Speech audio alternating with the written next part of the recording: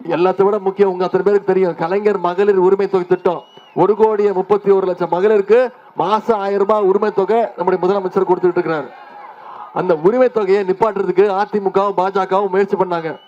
தேர்தலை காரணம் காட்டி 3 மாசம் நிப்பாட்டுறதுக்கு முயற்சி பண்ணாங்க, நீதிமன்றத்துக்கு போனாங்க. நம்முடைய முதலமைச்சர் என்ன பண்ணாரு, 1000 ரூபாய் கொடுக்கறது நிப்பாட்ட முயற்சி பண்றீங்களா, 5000 ரூபாய் கொடுப்பேன் என்ன பண்ணுங்க பாக்கலாம்னு சொல்லி கொடுத்தோமா இல்லையா? பிப்ரவரி மாசம், மார்ச் மாசம், ஏப்ரல் மாசம் 3 மாசத்துக்கு சேர்த்து 3000, கோடைகால சிறப்பு நிதி 2000, 5000 ரூபாய் நம்முடைய முதலமைச்சர் அவர்கள் ஒரே பேங்க் டிரான்ஸ்பர்ல காலையில 6:30 மணிக்கு முதலமைச்சர் 1,31,00,000 மகளிருக்கு பேங்க்ல டிரான்ஸ்பர் பண்ணாரு. கரெக்டா? முதலமைச்சர் காலைல 6:30 மணிக்கு கொடுத்தாரு. மகளிர்லாம் காலைல 9 மணிக்கு பேங்க் திறக்கிறதுக்கு முன்னாடி போயிட்டீங்க, போய் பணத்தை எடுத்துட்டீங்க.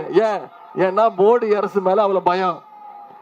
முதலமைச்சர் கொடுக்கக்கூடிய உரிமை தொகையை பேங்க்ல மினிமம் பேங்க் பேலன்ஸ் இல்லைன்னு சொல்லி மோடி அரசு எடுத்துக்குமோன்னு போய் உஷாரா எடுத்துட்டீங்க.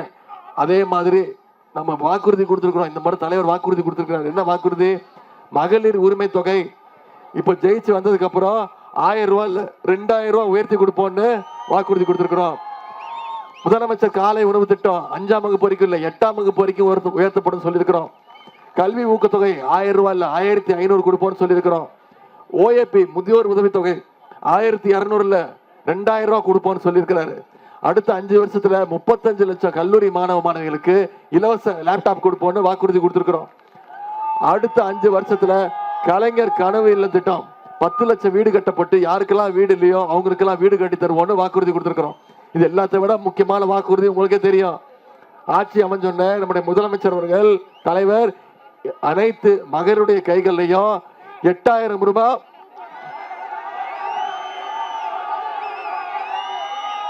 போட்டோ காட்டணும். சரி, நான் போட்டோ காட்டுறேன். அதுக்கு முன்னாடி நீங்க எல்லாம் வாக்குறுதி கொடுங்க. ஜெயிக்க வச்சிருக்கீங்களா 2 பேரையும்? கன்ஃபார்மா?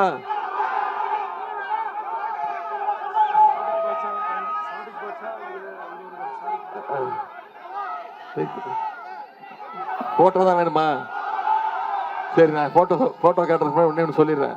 நான் ஒன்னே ஒன்று தான் சொன்னேன். அரசியல்ல முரட்டு பக்தர்கள் பார்த்திருப்பீங்க, முரட்டு தொண்டர்கள் கேள்விப்பட்டிருப்பீங்க, சரியா?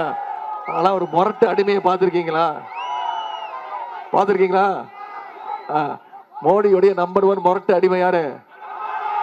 இதை மட்டும்தான் நான் சொன்னேன். நான் பேர் கூட சொல்ல, நீங்க தான் சொல்லியிருக்கீங்க. இப்போ இதை மட்டும்தான்மா நான் சொன்னேன். என் மேல ரொம்ப கோச்சிக்கிட்டாரு. இப்ப கண்ணாமனா திட்டுறாரு. என்ன சொல்லிட்டாரு? எனக்கு எந்த அனுபவமும் இல்லை அப்படின்ட்டாரு. உதயநிதிக்கு என்ன அனுபவம் இருக்கு அப்படின்ட்டாரு.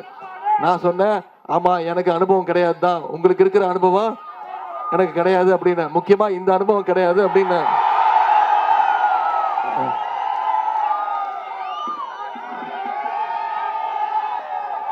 தெரியுதா?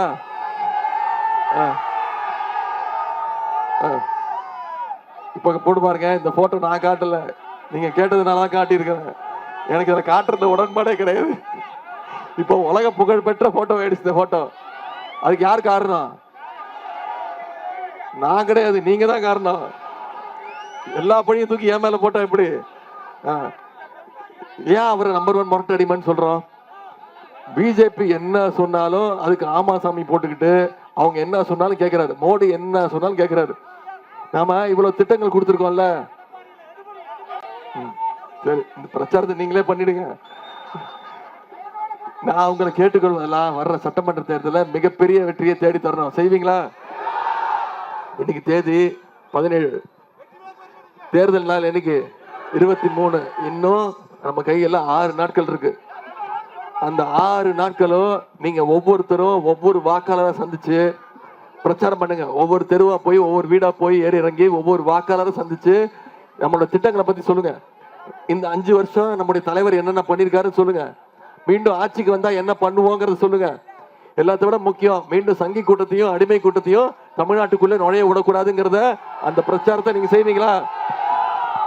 அடுத்த 6 நாட்கள் இந்த பிரச்சாரத்தை சரியா பண்ணீங்கன்னா நிச்சயம் அண்ணன் ஜெயக்குமார் தம்பி சகோதரர் ஜெயக்குமார் அவர்களும் அண்ணன் ஜெயராமகிருஷ்ணன் அவர்களும் அதிகமான வாக்கு வித்தியாசத்துல இந்த 2 தொகுதியிலும் ஜெயிச்சு